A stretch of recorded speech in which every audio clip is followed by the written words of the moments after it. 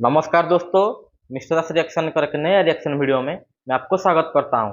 मैं हूं विक्रम। आज हम देखने वाले हैं जो शाइनिंग इंडिया यूट्यूब चैनल का वीडियो है और वीडियो का टाइटल है मोदी राम मंदिर 370 कश्मीर पर कश्मीर की आवाज फाइका जावेद को पूरे देश को सुनना चाहिए, लोकसभा 2024। ठीक है दोस्तों, ये वीडियो का टाइटल है। मैं एक बात बता देना चाहता हूँ, जो फाइका जावेद है वो कश्मीर का लड़की है, हमारा बहन है। वो बहुत एक जर्नलिस्ट भी है, वो बहुत अच्छा काम कर रहे हैं और वुमेन एम्पावरमेंट को लेके बहुत वो आगे आ रहे हैं। बहुत उनका जो काम है वो बहुत अच्छा कर रहे हैं। वो क्या कश्मीर को लेके, क्योंकि वो खुद कश्मीरी है ना, कश्मीरी ही है, मुस्लिम भी है। फाइका जावेद वो क्या बोल रहे हैं हमारा जो मोदी जी के बारे में, राम मंदिर के बारे में और जो कश्मीर में 370 हटाया गया है उसके बारे में क्या बोल रहे हैं। ठीक है दोस्तों, चलो ओरिजिनल वीडियो का लिंक हमारे वीडियो का डिस्क्रिप्शन में है, आप जाकर ओरिजिनल वीडियो को जरूर देखिएगा। और प्लीज प्लीज प्लीज मेरे चैनल को जरूर सब्सक्राइब कीजिए, मेरे वीडियो को लाइक कीजिए, शेयर कीजिए, कमेंट कीजिए। दोस्तों चलो वीडियो स्टार्ट करते हैं। वीडियो देखने के बाद वीडियो के ऊपर रिएक्शन देते हैं। आप देख रहे हैं शाइनिंग इंडिया में अक्सर जितेंद्र शुक्ला है। लगातार हम आपको कश्मीर की नई तस्वीर दिखा रहे हैं कि कश्मीर किस तरीके से बदला है, और इसी कड़ी में हम बात करेंगे। कश्मीर के हमारे साथ फेमस यूट्यूबर मौजूद हैं फाइका जावेद, और इनसे जानने का प्रयास करेंगे कि ये कश्मीर को किस तरीके से बदलता हुआ इन्होंने देखा, क्योंकि लगातार ये अपने चैनल के माध्यम से नए कश्मीर को दिखाती रहती हैं। फाइका, बहुत बहुत धन्यवाद, आपने हमें अपना बहुमूल्य समय दिया। हाँ फाइका, सबसे पहला सवाल जो आप अपने चैनल के माध्यम से बताती हैं, मैं भी आपसे जानना चाहूँगा कि ये 2024 वाले कश्मीर की बड़ी चर्चाएँ चलती हैं कि 2024 में कश्मीर है क्या? आपको कैसा लगा कश्मीर? कितनी बार विजिट कर चुके हैं आप कश्मीर? क्या डिफरेंसेस लगी? तीसरी बार है मैं। ओके, तो क्या डिफरेंसेस लगी आज के कश्मीर में?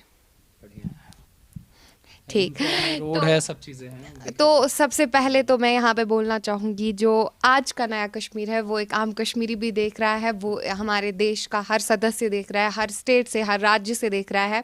अगर हम बात करेंगे प्रीवियस कश्मीर की, तो प्रीवियस कश्मीर ने क्या कुछ झेला है, प्रीवियस कश्मीरियों ने क्या कुछ झेला है, आप सब लोग बाखबर है। शायद आप सब लोग जानते हैं कि कर्फ्यू हुआ करते थे, हड़तालें हुए करती थी, आप ही लोग न्यूज़ कवर करते थे, आप ही लोग दिखाते थे कि कश्मीर में ऐसा हो रहा है, कश्मीर में वैसा हो रहा है। मिलिटेंसी आम थी, हमारे बच्चों के हाथ में स्टून्स हुआ करते थे, ड्रग्स हुआ करते थे। कश्मीरियों को बहुत तरीके से उलझाया गया। और अगर हम बात करेंगे, इसमें सबसे बड़ा रोल था खानदानी सियासतदानों का, अब्दुल्लाज मुफ्ती, जिन्होंने अपनी सियासत चमकाने के लिए, आप भी देख रहे हैं कि किस कदर उन्होंने जो है कश्मीर को बर्बाद किया, खूब बर्बाद किया। 70 सालों से कश्मीर को बर्बाद किया है। लेकिन आज का जो हमारा नया कश्मीर है, अब कुछ लोग मुझे यहाँ पे बीजेपी स्पॉन्सर भी बोल सकते हैं, तो उससे मुझे कोई फ़र्क नहीं पड़ता है। You can check it anywhere on Google. आप गूगल पे जाइए, आप चेक कीजिए, आप खुद रियलिटी देखिए। और आप कहते हैं ना कि सच को, सच्चाई जब तक वो फैल जाती है ना, तब तक बहुत ज़्यादा टाइम लगता है। तो वही टाइम कश्मीर ने लिया, वही टाइम आज कश्मीरियों ने लिया। और आज देख रहे हैं, आज सबसे बड़ी चेंज जो मुझे लग रही है, कश्मीरी बच्चों के हाथ में आज स्टून्स के बदले जो है कलम है, कागज़ है, किताबें हैं, उनका फ्यूचर है। They are very passionate towards their field. अगर बात करेंगे किसी भी फील्ड के बारे में, तो यहाँ पे सबसे पहले तो क्या था कि को करिकुलर एक्टिविटीज़ का कोई कंसेप्ट नहीं था, क्योंकि बस पढ़ाई तक था, और वो भी पढ़ाई हमारी छूट जाती थी जब 4-4 मंथ्स हड़तालें हुआ करती थी। कोई एक्सेस नहीं था हेल्थ केयर की तरफ से, एजुकेशन की तरफ, जिसकी वजह से क्या होता था, काफ़ी ज़्यादा मुश्किलात कश्मीरी बच्चों ने भी फेस की। एजुकेशन सेक्टर में, हेल्थ केयर में कोई वहाँ पहुँच नहीं पाता था टाइम पे। ऐसे हड़तालें, कर्फ्यू हुआ करते थे, ऐसे स्टोन पेल्टिंग के किस्से हुआ करते थे कि लोग डरते थे बाहर निकलने से। और मिलिटेंसी भी कुछ किस कदर आम थी। कुछ यहाँ पे कुछ ऑर्गेनाइजेशंस, हुर्रियत की अगर हम बात करें, तो आए दिन जो है हड़तालें, कॉल्स दी जाती थी, जिसकी वजह से क्या होता था, कश्मीरी जो है दब कर रह गया था। लेकिन उस चीज़ को आई थिंक अब वो तो ख़त्म ही हो चुका है कश्मीर में। हाँ, वो दौर ख़त्म हो चुका है। एंड आई थिंक ये है नया कश्मीर। नया कश्मीर जो है, आई थिंक सबसे बड़ी एग्जांपल जो स्टून्स थी वो रिप्लेस की गई with pens and papers, that is the नया कश्मीर। एंड बहुत सारी चीज़ें, अगर आप देखिए, बॉलीवुड का कोई कंसेप्ट नहीं था। जाहिर सी बात है, हमारे कश्मीरी बच्चों में टैलेंट कूट कूट के भरा है। They want to flourish in their fields, whether Bollywood हो, सिंगिंग हो, म्यूज़िक हो, एवरी फील्ड कश्मीरी बच्चे आज भाग ले रहे हैं। स्पोर्ट्स में इंटरनेशनली अपने मुल्क को, अपने कश्मीर को रिप्रेजेंट कर रहे हैं। तो जाहिर सी बात है, ये एक नया कश्मीर है। नया कश्मीर में हमें ये चीज़ें दिखाई देखने को मिल रही है कि किस तरीके से एक बच्चा फ्लोरिश कर रहा है अपने फील्ड में। और जाहिर सी बात है, आज उन लोगों का दौर नहीं है जो ख़ानदानी सियासत चमका रहे थे, जो कश्मीर को बर्बाद कर रहे थे। और नया कश्मीर में बहुत सारी चीज़ें हमें दिखाई देखने को मिली, किस कदर इंटरनेशनल रिलेशंस जो है मजबूत हो रहे हैं। इमार की प्रोजेक्ट आपने देखा, आपने IT सेक्टर्स देखे, आपने प्राइम मिनिस्टर के द्वारा जितने भी कितने करोड़ का वो प्रोजेक्ट खुला वो आपने देखा। वो था नया कश्मीर, वो थी नए कश्मीर की डेवलपमेंट की झलक। आपने श्रीनगर सिटी का मुआयना किया, आपने श्रीनगर सिटी में देखा कि किस तरीके से यहाँ पे डेवलपमेंटल प्रोजेक्ट्स पे काम किया जा रहा है। इमार एक बहुत बड़ी ऑर्गेनाइजेशन है, इमार एक बहुत बड़ी कंपनी है जिन्होंने यहाँ पे एक कहते हैं ना अनएम्प्लॉयमेंट बहुत ज़्यादा थी, तो I think that can be a great source of employment for our youth, because हमारा यूथ जो है अनएम्प्लॉयड काफ़ी है। तो अगर वहाँ पे मॉल्स खुलेंगी वो एक क्रिएट कर सकता है एम्प्लॉयमेंट अपॉर्चुनिटी। और सेकंड थिंग, अगर हम बात करेंगे यहाँ पे रोड्स के हवाले से, रोड्स में भी आपने, इंफ्रास्ट्रक्चर में भी आपने, हेल्थ केयर में भी, एजुकेशन में भी बेहतरी दिखाई देखने को। हाँ, एम्स आ गया ऑब्वियसली। और अब बात करेंगे एजुकेशन सेक्टर्स के बारे में, तो एजुकेशन पे ठप्पा लगा रहता था हमेशा से ही। 4 मंथ्स 5 मंथ्स के बाद हम स्कूल जाते थे, कुछ नहीं दिखाई देता था। मतलब हमें जाहिर सी बात है हमें थोड़ा समय स्कूल में बिताने को मिलता था, लेकिन आज का बच्चा स्कूल जाता है, आज का बच्चा जो है शिक्षा हासिल करता है। I think that is the नया Kashmir, and Kashmiris always wanted this Kashmir.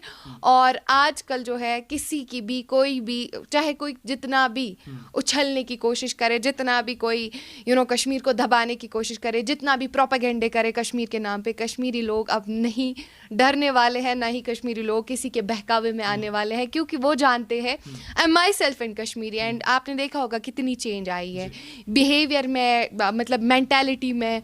जाहिर सी बात है सच को आने में टाइम लगता है, लेकिन सच हमेशा सच ही होता है और सच हमेशा टाइम पे ही आ जाता है।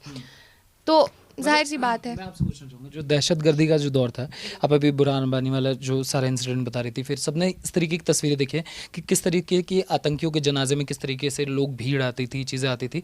जब उस समय आतंकी मरते थे, आतंकी तब भी मरते थे, आतंकी आज भी मर रहे हैं, मगर भीड़ में फ़र्क आ चुका है। देखिए, it's all the concept of mentality. तब मेंटालिटी कुछ और थी, that's why I said it कि दिस इज़ द नया कश्मीर। तो तब मेंटालिटी कुछ और हुआ करती थी, तो आज मेंटालिटी कुछ और हुआ करती है। आज सभी, आई थिंक ये कहना गलत नहीं होगा, आज सभी अपने काम में, अपने फील्ड में, अपने आप को बनाने में, अपने आप को तराशने में लगे हुए हैं। आज किसी को इतनी फुर्सत नहीं है कि वो कहीं पे भी जाए। मतलब ये चीज़ें आ चुकी है। आपको याद है वो जब बुरहान अंबानी वाले ये सारे हो रहा था इंसिडेंट, आपको याद है? बिल्कुल हुआ था। इनफैक्ट काफ़ी टाइम तक हड़ताल भी था, काफ़ी टाइम तक हम स्कूल भी नहीं जा पा रहे थे, काफ़ी टाइम तक बहुत चीज़ें हुई थी। तो याद है वो वाला इंसिडेंट भी, और आज का कश्मीर भी दिखाई दे रहे हैं। आई कैन नॉट कमेंट कि मतलब क्या से क्या चीज़ें हुई तब, बिकॉज अगर मैं बोलने पे आ जाऊँ तो काफ़ी लंबा अरसा लग सकता है मुझे यहाँ पे। But overall I am seeing the development, I am very happy as a Kashmiri. मगर ये फ़र्क आया कैसे? क्योंकि पहले बात होती थी, पहले कहा जाता कि अगर कश्मीर में शांति चाहिए तो या तो हुर्रियत से बात करो या तो पाकिस्तान से बात करो, तभी कश्मीर से। खानदानी राज हटने से कश्मीर में चेंज आई, कश्मीर में तब्दीली आई। आर्टिकल 370 और 35 से आई थिंक उसके हटने से बहुत कुछ कश्मीरियों को एक आवाज़ मिली, कश्मीरियों को एक राइट मिला, कश्मीरियों को हुकूक मिले। ताकि पहले क्या होता था, कश्मीरियों के हुकूक दबाए जाते थे, क्योंकि ऑब्वियसली खानदानी राज था। अब्दुल्ला मुफ्ती वो बस पैसा बनाने में, ऑब्वियसली बहुत सारे लोग थे, बहुत सारे लोग इसमें इन्वॉल्व थे जो कश्मीरियों को बस गिराना चाहते थे, दबाना चाहते थे अपने कॉल्स के अंडर। आज ये करो, आज वो करो, आज फलाना कॉल, आज ढिमकाना कॉल, ऐसे ऐसे करके। लेकिन जब कश्मीरियों के पास एक ज़रिया आया, उनके पास राइट्स आए, उनके पास हुकूक आए, उन्होंने क्लियरली जो है आर्टिकल 370 और 35 के बाद अपने हुकूक रखे, और उनके हुकूक आप देख रहे हैं क्लियरली। आज तो किसी को बताने की ज़रूरत नहीं, even international media is aware, well aware कि क्या हो रहा है कश्मीर में। G20 इंटरनेशनल कॉन्फ्रेंस कभी सोचा भी नहीं था कि कश्मीर में होगी। तो that is a big example I think. और बहुत सारी चीज़ें इस ईयर में भी हुई, और आने वाले समय में भी कश्मीर जो है आगे तरक्की करेगा, आगे आसमानों की बुलंदियां छुएगा। टूरिस्ट, जो विदेशी टूरिस्ट होते थे वो तो कश्मीर में देखने को ही नहीं मिलते थे। अब चीज़ें बदल गई हैं, वो निकल कर आ रहे हैं। एग्जैक्टली। अब तो हमें यहाँ पे पोलो विव मार्केट की अगर हम बात करें तो काफ़ी ऑब्वियसली काफ़ी टाइम तक बंद हुआ करता था, काफ़ी टाइम तक, क्योंकि डेवलपमेंट नहीं थी वहाँ पे। किस तरीके से उस जगह को रेनोवेट किया गया, क्योंकि 90s में वो एक हब हुआ करता था फॉरेन टूरिज्म के हवाले से। तो आज आप देखिए, आज फॉरेनर्स भी आ रहे हैं। G20 के हवाले से एक एसेस मिला है उस मार्केट को भी, टूरिज्म को भी बूस्ट मिला है, जिस वजह से देश विदेश से यहाँ पे लोग आ रहे हैं। और I think Kashmir is the most beautiful, it is the paradise on earth and it is said that. तो ये जो चीज़ें हैं, ये बोला जाता है कि कश्मीर जो है जन्नत है, तो सब लोग जन्नत का नज़ारा तो देखने आएंगे ही, चाहे वो देश हमारे देश से हो, हमारे देश के मुख्तलिफ राज्यों से हो या फिर विदेश से हो। मुफ्ती अब्दुल्ला तो कह रहे हैं जन्नत से जहन्नुम बनता जा रहा है कश्मीर। मुफ्ती अब्दुल्ला तो कुछ भी कहेंगे, मुफ्ती अब्दुल्ला को तो अब वो हड़बड़ा चुके हैं, वो घबरा चुके हैं कि अब क्या होगा। अब तो कश्मीर जो है कश्मीरी जो है, कश्मीरी उनकी बातें नहीं सुन रहे हैं, कश्मीरी कोई भी उनके सपोर्ट में नहीं है, कोई भी उनके हित में नहीं है, तो अब तो वो बौखला उठेंगे, वो कुछ भी बोलेंगे। और आपका भी गुस्सा बीच बीच में पाकिस्तान पे फूटता रहता है, अभी राम मंदिर को लेकर आप पूरा एकदम गुस्से में आ गए। ओब्वियसली, क्योंकि जो प्रोपेगेंडे करेगा हमारे देश को लेके, मुझे लगता है कि हमारी कंट्री के लिए हमारा हर एक देशवासी का कर्तव्य है कि वो अपने देश की हिफाजत करे, चाहे छोटी बड़ी बातें ज़रूर करे। और whenever anyone try to defame our country, I will be here, मैं उनको जवाब देने के लिए 1000 बार खड़ी रहूँगी। और अपने यूट्यूब के जिस भी प्लेटफॉर्म पे मैं काम कर रही हूँ, अपने यूट्यूब के माध्यम से हमेशा काम करती रहूँगी, हमेशा कोशिश करती रहूँगी, अपने देश के हित में हमेशा बोलती रहूँगी। और That's it.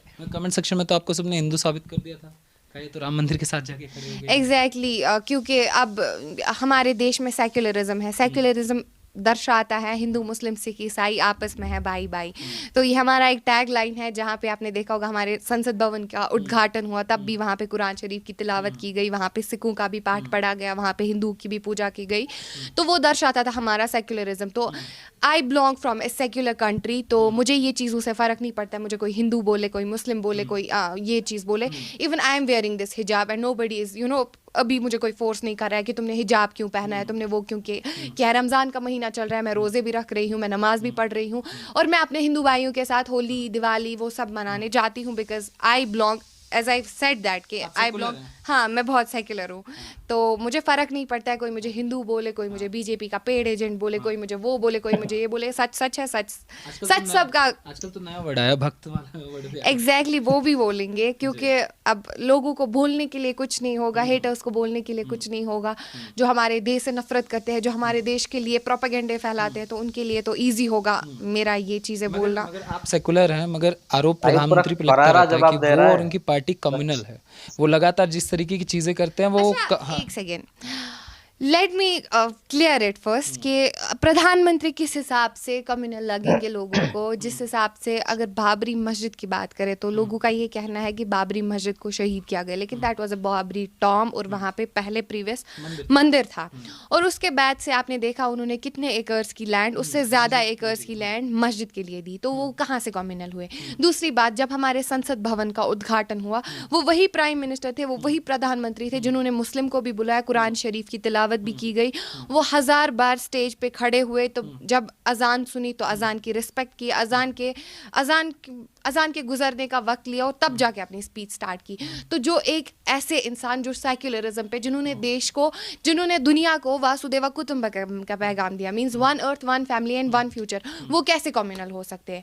अब हेटर्स तो बोलेंगे, अब वो लोग तो बोलेंगे जिनकी सियासत नहीं चमक रही है, जो बौखला उठे हैं, तो उससे क्या ही फर्क पड़ता है। वो ना इस्लाम में छेड़छाड़ करना चाहते हैं, 3 तलाक का मामला हो, यूसीसी का मामला हो। देखिए, मैं एक बात बोलना चाहूँगी, हर किसी रिलीजन में हर कोई लॉ होता है। चाहे हिंदुइज्म में उनके अपने एथिक्स हो सकते हैं, क्रिश्चियंस के अपने एथिक्स हो सकते हैं, सिख्स के अपने एथिक्स हो सकते हैं।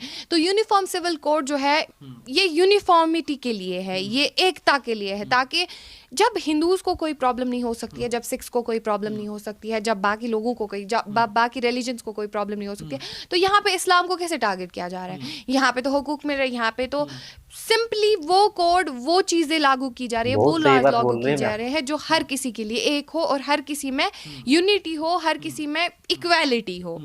तो इक्वालिटी हमारी डेमोक्रेसी ही कहती है कि डेमोक्रेसी में कास्ट, कलर, क्रीड, रिलीजन को साइड में ही रख के चीज़ें की जाती है। तो कैसे वो कम्युनल हो सकता है। बाकी लोग कुछ कहेंगे, नहीं, कई मौलवीज भी खिलाफ है, कह रहे ये मुस्लिम महिलाओं को ज़्यादा सशक्त करना चाहते हैं, देखिए अधिकार देने की। अब मुझे पता है आप किन की बात कर रहे हैं, ओवैसुद्दीन की बात कर रहे हैं, असदुद्दीन ओवैसी की बात कर रहे हैं, हाँ, और भी बहुत सारे हैं। बट क्या करें, उनको भी अपना चमकाना है, उनको भी अपना दिखाना है, तो चलते रहे, उनका अपना पॉइंट ऑफ व्यू है। वेल, मैं क्या एज ए कश्मीरी मुस्लिम मैं क्या थिंक करती हूँ, मैं क्या उनके बारे में सोचती हूँ, वो मैटर करता है। आप क्या सोचते हैं? वो तो कहते हैं महिलाओं को उतनी मतलब समझ नहीं होती कि वो चीज़ों को समझ सके, इसलिए अधिकार से पुरुषों के पास होने चाहिए, चाहे 3 तलाक का हो, चाहे प्रॉपर्टी का देखिए हो।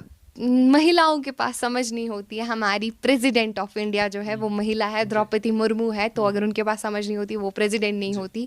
यहाँ पे लेडीज़ ने बहुत सारी एग्जाम्पल्स क्रिएट की है, सेट की है, ताकि वो दिखा सके दुनिया को कि लड़कियाँ कम नहीं है किसी के साथ। तो हमारे देश ने तो कभी ये रखा ही नहीं है कि लड़की जो है लड़के से कम है या फिर लड़का जो है लड़की से ज़्यादा है। तो हम क्यों ये चीज़ माइंड में रखें? वो तो वही मुल्ला मौलवी रखेंगे जिनका रोज़गार अभी नहीं चल रहा है। वो चीज़ें चपड़ चपड़ करके तो उनका चलेगा ही। उनको तो दिखाना है, उनको तो मेन स्ट्रीम पे आना है, उनको तो मीडिया पे आना है, उनको तो दर्शाना है लोगों को कि नहीं हम तो इस्लाम के ठेकेदार बने हुए हैं, हम तो इस्लाम के वो बने हुए हैं। तो इससे क्या ही फ़र्क पड़ता है। बाकी कश्मीरियों का हाल, कश्मीरी लोगों, आपने बहुत सारे कश्मीरियों से बात भी की होगी, आपने पब्लिक में भी देखा होगा कश्मीरी किस तरीके से बोल रहे थे, कश्मीरी किस तरीके से, किस इंथ्यूसिज्म से, किस ज़ील एंड ज़ेस्ट से बोल रहे थे। वो क्लियरली दर्शाता है कश्मीर का रियल चेहरा, कश्मीर का रियल फेस। और यहाँ पे इंटरनेशनल मीडिया भी कवरेज कर रही है, यहाँ पे सिर्फ भारतीय मीडिया कवरेज नहीं कर रही है। तो जाहिर सी बात है कर सकते थे पहले तो आई डोंट नो, बिकॉज मैं तब बहुत ज़्यादा छोटी हुआ करती थी। तो ज़्यादातर मेन स्ट्रीम में मैं कुछ सालों से ही आई हूँ। तो आज की अगर हम बात करें तो आज की, हाँ। अच्छा मुझे ये बात बताइए, अभी जो चुनाव आ रहा है इसमें सबसे बड़ा मुद्दा एक सीए जो आपने सुना होगा, इसको लेकर भी कहा जा रहा है कि पाकिस्तान के लोग, बांग्लादेश के मुसलमानों को क्यों अधिकार नहीं मिल रहा। ये तो सेकुलरिज्म, जैसे आप कह रहे थे सेकुलर कह रहे, तो ये सेकुलरिज्म के ढांचे को खत्म करने की कोशिश हो रही है। लोग संविधान खत्म करना चाहते हैं। नहीं, संविधान नहीं ख़त्म करना चाहते हैं। हमारे प्राइम मिनिस्टर आई थिंक वो वर्ल्ड में आज माने जाते हैं। वो उनकी आप देखिए दुबई में किस तरीके से उनका वेलकम किया जाता है। उनके वेलकम के लिए राम मंदिर क्रिएट किया जाता है, उनके वेलकम के लिए भारत का तिरंगा, वहाँ क्या बोलते हैं इसको, टॉलेस्ट बिल्डिंग जो है, ऑस्ट्रेलिया के प्रमुख बोलते हैं, बॉस बोलते हैं, ऑस्ट्रेलिया के वो बोलते हैं, एलन मस्क बोलते हैं कि मैं फ़ैन हूँ। ऐसा क्यों है? Because he is a visionary personality, he knows के क्या से क्या चीज़ें करनी है। अगर उन्होंने उन लोगों को राइट्स दिया, अगर उन्होंने उन लोगों के लिए भी सोचा जो हमारी कंट्री में थे ही नहीं, जो हमारी कंट्री का हिस्सा थे ही नहीं, तो अपने लोगों के लिए वो कितना ज़्यादा कुछ सोचते होंगे। बाकी लोग बोलेंगे अपनी सियासत चमकाने के लिए कि संविधान ख़त्म कर रहे हैं, वो ख़त्म कर रहे हैं, ये ख़त्म कर रहे हैं। एज आई सेड इट कि उनको भी कोई फ़र्क नहीं पड़ता है। वो सच्चे इंसान है, वो एक ऑनेस्ट पर्सनैलिटी है, तो उनको कोई फ़र्क नहीं पड़ेगा। एंड आई बिलीव कि he is seriously a visionary person जिन्होंने हिंदुस्तान की काया पलट दी। राहुल गांधी के अंदर भी विजन दिखता है कि नहीं? देखिए I can't comment on him seriously, because ये थोड़ा पॉलिटिकल हो रहा है। बट एज मैं एक प्राइम मिनिस्टर के व्यू में, जिस तरीके से नरेंद्र मोदी जी ने काम किया बहुत अच्छा था। बहुत विजनरी तरीके से उन्होंने काम किया, बहुत ज़बरदस्त तरीके से काम किया।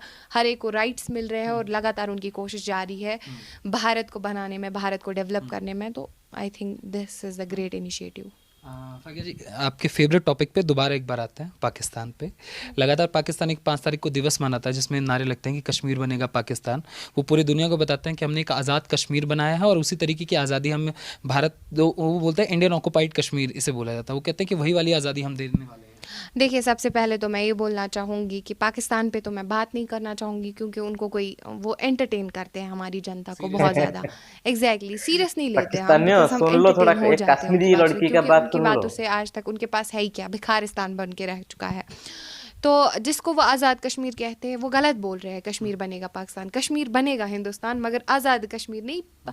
POJK, पाकिस्तान ऑक्यूपाइड जम्मू कश्मीर बनेगा हिंदुस्तान का हिस्सा है। एंड वो हमारा है अटूट अंग। वहाँ के लोग क्लियरली आके बोल रहे हैं, हम लोग तो नहीं बोल रहे हैं हमें पाकिस्तान जाना है। मैं तो कश्मीरी हूँ, मैं तो नहीं बोल रही हूँ कि मुझे पाकिस्तान के साथ मिलना है।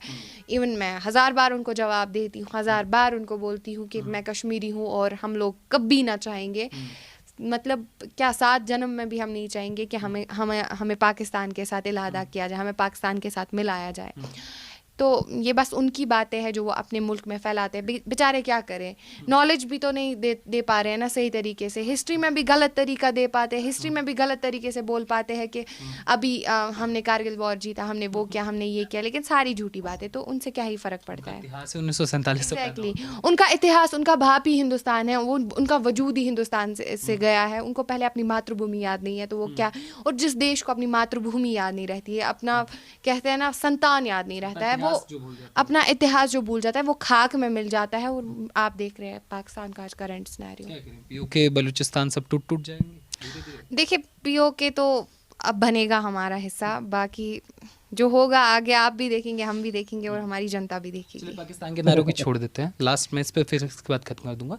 कश्मीर में भी एक समय इस तरीके के नारे लगते थे, लाल चौक में सबने देखा है, जामा मस्जिद में किस तरीके की चीज़ें चलती थी, वो भी यही नारे सेम लगाते थे कि कश्मीर बनेगा पाकिस्तान। होता था, मैंने आपको बोला दैट इज़ वाई कि आज के कश्मीर को नया कश्मीर बोलते हैं, बिकॉज कश्मीरी लोगों को बहकाया जाता था बहुत ज़्यादा हुर्रियत की तरह से, इन्हीं खानदानी सियासतदानों की वजह से कि अभी ऐसा होगा, भारत की गवर्नमेंट ऐसे कर रही है, ऐसे कर रही है। जिस तरीके से पाकिस्तानी अवाम को भटकाया जा रहा है आज, पाकिस्तानी अवाम किसका मानेगी? अपने गवर्नर्स का, अपने जो उनको गवर्न कर रहे हैं, जो उनकी एडमिनिस्ट्रेशन है। तो जाहिर सी बात है कश्मीरी लोगों ने भी वही किया जो उनको बोला गया, लेकिन जब रियलिटी सामने आ गई, 70 साल लग गए इस चीज़ को सामने आने में, तो जाहिर सी बात है वो लोग भी समझ चुके हैं। ठीक है दोस्तों, वीडियो यहाँ पे ख़त्म हो गया। देखो, मैं पहले यही बात बोलूँगा, पहले जो फाइका जावेद मैम ने बोले कि पहले क्या होता था कि कश्मीर में जो सियासत करते थे, अपना परिवारवाद था। अब्दुल्ला परिवार, मुफ्ती परिवार ये सब करते थे। वो लोग उन कश्मीरियों को भड़का के रखे थे।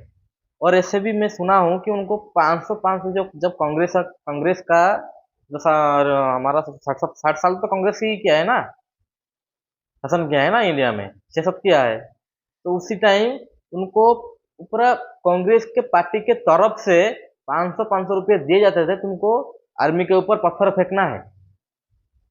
ऐसा बात भी सामने आया है, मैं याद नहीं आ रहा है, लेकिन मैं देखा था किसी एक कश्मीरी का इंटरव्यू में, क्योंकि वो पहले वही स्टोन पेल्टन में था, वो भी बहुत था वो। फिर उसके बाद वो उसको समझ में आ गया कि ऐसा ऐसा है, ये गलत चीज़ है। वो सुधर गया, खुद जाके सरेंडर कर लिया और कुछ दिन जेल में रहा। उसके बाद वो निकल गया, उसका केस पूरा हो गया। वही खुद बोल रहा था कि हमको पैसे मिलते थे स्टोन पेल्टिंग करने के लिए। देखो पाकिस्तान के बारे में देखो, पाकिस्तान डेली बोलता है, हर कोई पाकिस्तानी, हर जितना भी पाकिस्तानी है ना, हर कोई बोलता है कश्मीर लोगों के ऊपर जुल्म हो रहा है। अरे भाई देखो, ये जुल्म हो रहा है आज का टाइम पे। एम्स नया पूरा कश्मीर पर चेंज हो गया है। और हमारा यूएई का जो एमआर ग्रुप है, वो आके बहुत बड़ा मॉल बना रहे हैं, बहुत डेवलप हो रहा है। और पहले कोई टूरिस्ट जाता नहीं था कश्मीर, अभी बहुत सारे टूरिस्ट जा रहे हैं। जितना भी हमारा बॉलीवुड का भी जितना भी हीरो है, जितना जो भी है, हमारा जो प्लेयर, अभी सचिन तेंदुलकर गए थे, वो देखो वो कैसा मैंने मतलब क्या दिखा रहे हैं। जो सचिन तेंदुलकर जो गए थे, वहाँ पे जो बैट का फैक्ट्री है, कश्मीर के ही अच्छा बैट बनाते हैं। ऊपर ऑल वाल को दिखाया कि देखो यहाँ पे बैट फैक्ट्री, वो सबसे अच्छा बैट है। फायदा जो जो टूरिस्ट जाते हैं, फायदा किसको होता है? कश्मीरी को ही होता है ना। वहाँ पे जाके होटल में रहते हैं, होटल तो कश्मीरी क्या है, वहाँ पे जो ढाबा वगैरह है जो खाने पीने के लिए, तो कश्मीरी का ही है ना, उनका तो फायदा हो रहा है ना। और देखो पाकिस्तानी हो तुम, जो मार्च 5 जो 5 तारीख को जो मनाते हो कश्मीरी डे, देखो वही एक कश्मीर लड़की बोल रहे बहुत जल्दी आने वाला है पीओके हमारे पास। पाकिस्तान में तो हम पाकिस्तान को जानते ही नहीं है। पाकिस्तान होता है कौन है हमको बोलने वाला? ये कश्मीर हमारा है। हम तो बोलते नहीं कि पाकिस्तान हमारा है, तो हम तो बोलते हैं हम हिंदुस्तान का है, हमारा देश हिंदुस्तान है। तो सुन लो। और तुम्हारे जैसा भिखारियों के पास कोई जाना चाहे क्यों चाहेगा भाई? यहाँ पे इतना अच्छा डेवलपमेंट छोड़ के तुम्हारे साथ क्यों जाएगा? ठीक है दोस्तों, वीडियो बहुत अच्छा था। तो फाइका जावेद मैम ने बहुत बहुत अच्छा अच्छा जवाब दिए हैं, बहुत अच्छा जवाब दिए हैं। हर बात का जवाब अच्छे दिए हैं। दोस्तों मेरे को तो बहुत बहुत अच्छा लगा वीडियो। आशा करता हूँ ये भी वीडियो आपको भी बहुत अच्छा लगा होगा, और मेरा जो रिएक्शन है वो भी आपको अच्छा लगा होगा। और प्लीज़ मेरा रिएक्शन आपको अच्छा लगा है तो प्लीज़ मेरा चैनल को जरूर सब्सक्राइब करके जाएगा, और मेरा वीडियो को लाइक कीजिएगा, शेयर कीजिए, कमेंट कीजिएगा। ठीक है, तो चलो वीडियो को यहीं पे वाइंड अप करते हैं। आपके साथ मिलना होगा एक नए रिएक्शन वीडियो में। तब तक के लिए जय हिंद, जय भारत, जय जगन्नाथ।